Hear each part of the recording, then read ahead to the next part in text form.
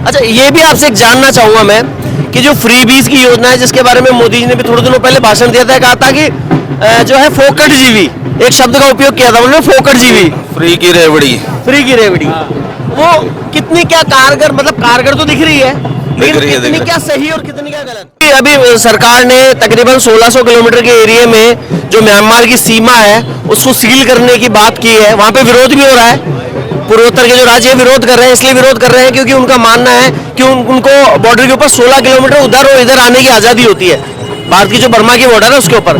तो ये जो फेंसिंग लगाने वाला डिसीजन है, क्या लगता है अगर ये फेंसिंग लग जाती है तो वहां के स्थानीय लोग राजी नहीं, और लग रही है तो दिल्ली की जनता क्या सोचती है इसके ऊपर? अच्छा, एक ये बताइए कि जैसे कांग्रेस की जब सरकार थी सेंटर में और केजरीवाल जी ने जो है आंदोलन किया था और वो सत्ता में आए, उन्होंने कहा भाई हम कांग्रेस को और बीजेपी को और इस व्यवस्था को बदलने आए हैं।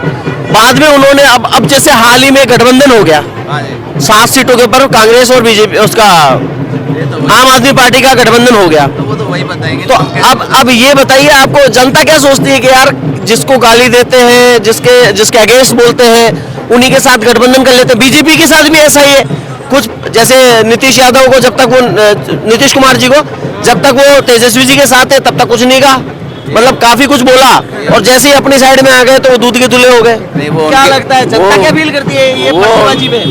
नमस्कार जी। नमस्कार जी। शुभ नाम सर आपका? विवेक। विवेक जी कहाँ से हैं? दिल्ली से। बाबा के दर्शन करने आए? बिल्कुल सर। कैसा लगा दर्शन? बहुत मजा आया। पहली बार है जी? फर्स्ट टाइम है। फर्स्ट टाइम है? क्या बात है। जी। बाबा ने डोरी खींच ली? बिल्कुल। अच्छा, प्रोग्राम था नहीं और एकदम से बन गया सडन। बिल्कुल। वो कहते हैं ना, आता हुई है जिसको बुलाया जाता है। अच्छा, हम क्या है पॉलिटिकल ओपिनियन चैनल चलाते हैं जनमंथन के नाम से। अभी लोकसभा चुनाव चल रहे हैं तो हम ओपिनियन ले रहे हो। आपको क्या लगता है 3 महीने बाद में लोकसभा के चुनाव है, आप दिल्ली से हैं, आप तो दिल्ली की बताइए क्या लग रहा है माहौल? दिल्ली में वही सरकार बैठेगी जो बैठी हुई है। मोदी आएगा? बिल्कुल आएगा, 101% आएगा नो डाउट। तो केजरीवाल जी तो गठबंधन करे कांग्रेस? अरे जितना मर्जी गठबंधन हो जाए, वो सारे बोलो क्या लग रहा है आपको? क्या लग रहा है? कुछ नहीं लग रहा है, दाल रोटी मिल रही है, चाहे केजरीवाल दे या मोदी दे। अच्छा, ऐसा? हाँ बस। सेंटर के अंदर काम हुए हैं क्या? बिल्कुल हुए हैं जी, हुए हैं बिल्कुल काम बिल्कुल हुआ है। तो दिल्ली की जनता ये चीज देखी है पिछले 2 चुनाव से, केंद्र में तो चुनती है मोदी जी को, भाजपा को, और स्थानीय स्तर पे आम आदमी पार्टी। ये क्या पैटर्न हुआ? क्योंकि वो फ्री दे रहे हैं बस सर्विस।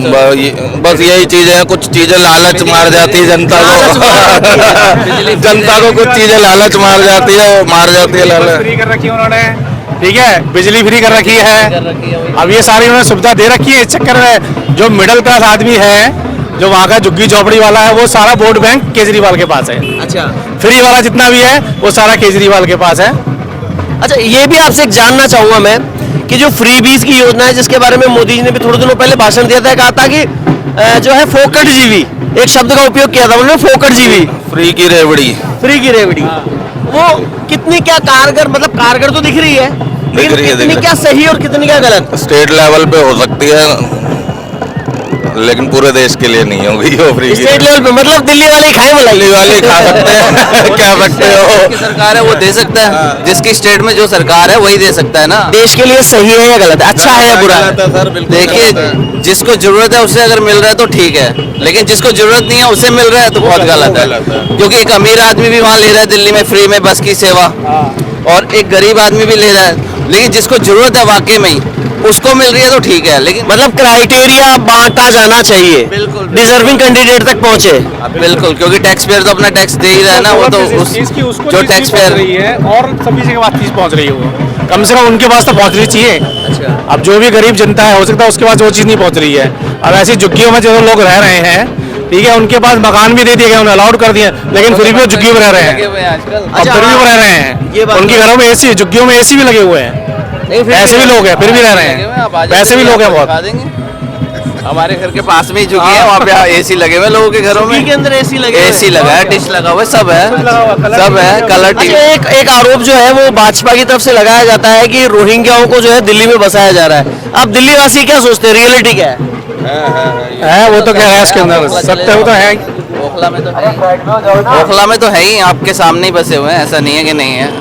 अच्छा सब यही चाहते हैं जो दिल्ली में ही बस जाए, जहाँ पे जिसकी जगह है वहीं पे बस जाए तो बहुत ज्यादा अच्छा है। जो जिस जगह से आए हैं उन्हें वापस भेजना चाहिए, भेजना चाहिए, बिल्कुल भेजना चाहिए, रिपोर्ट कर दें। बिल्कुल करना चाहिए। दिल्ली में क्यों आप उन लोगों को रख रहे हैं जो वाकई में इस देश देश के लेवल पे देखा जाए तो देश में आना ही नहीं चाहिए ना, आखिर में तो फिर सबको free ये तो देना अनलीगल चाहिए। तरीके से आते हैं। अभी अभी सरकार ने तकरीबन 1600 किलोमीटर के एरिया में जो म्यांमार की सीमा है उसको सील करने की बात की है। वहाँ पे विरोध भी हो रहा है, पूर्वोत्तर के जो राज्य विरोध कर रहे हैं। इसलिए विरोध कर रहे हैं क्योंकि उनका मानना है कि उनको बॉर्डर के ऊपर 16 किलोमीटर उधर और इधर आने की आज़ादी होती है, भारत की जो बर्मा की बॉर्डर है उसके ऊपर।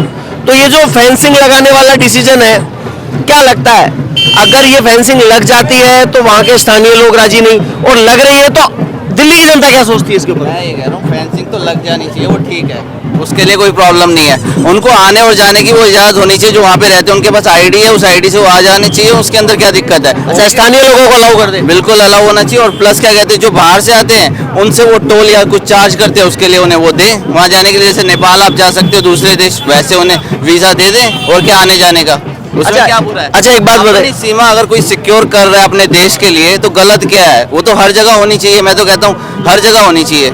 अपने देश को अगर हम हाँ अवैध प्रवासी रुकेंगे उससे। अच्छा एक ये बताइए कि जैसे कांग्रेस की जब सरकार थी सेंटर में और केजरीवाल जी ने जो है आंदोलन किया था और वो सत्ता में आए, उन्होंने कहा भाई हम कांग्रेस को और बीजेपी को और इस व्यवस्था को बदलने आए हैं।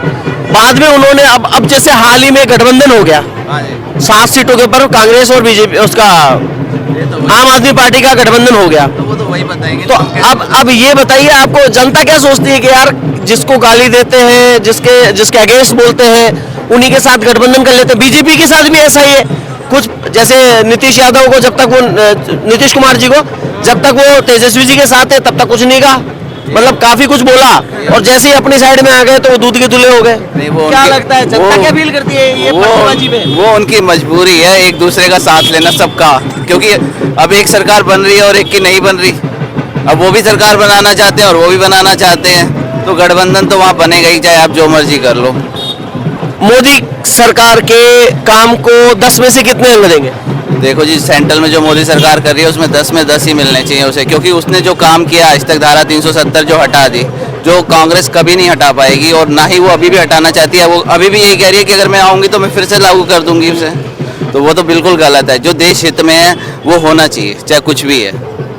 अच्छा एक धारा 370 केवल, और इसके अलावा और कुछ?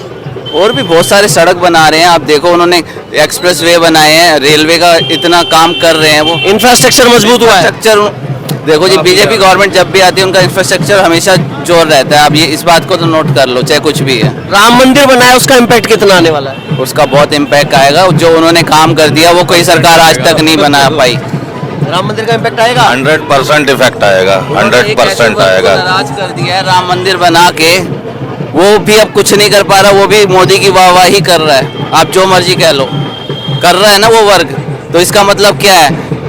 जो राम को लाए हैं वो हम उनको लाएंगे, बस सीधी बात है जी, बिल्कुल। अच्छा एक मेरा सवाल आपसे ये और है, आपको क्या लगता है 2014 के बाद में से खड़गे जी ने कहा कि अब की बार अगर मोदी जी और जीत गए तो इस देश में सनातन की सत्ता आएगी, बिल्कुल आनी चाहिए। तो ये शब्द बोल के कहीं ना कहीं आपको नहीं लगता कि वो जो हिंदू समर्थक है उनको तो खुश कर देते हैं और जो हिंदू विरोधी उनको डराने की कोशिश की जाती है? पहले जो हिंदुओं का वोट किसी और सरकार के लिए जा रहा था, अगर वो आज बीजेपी के लिए जा रहा है तो उसमें क्या गलत है? आप मेरे को बता दो।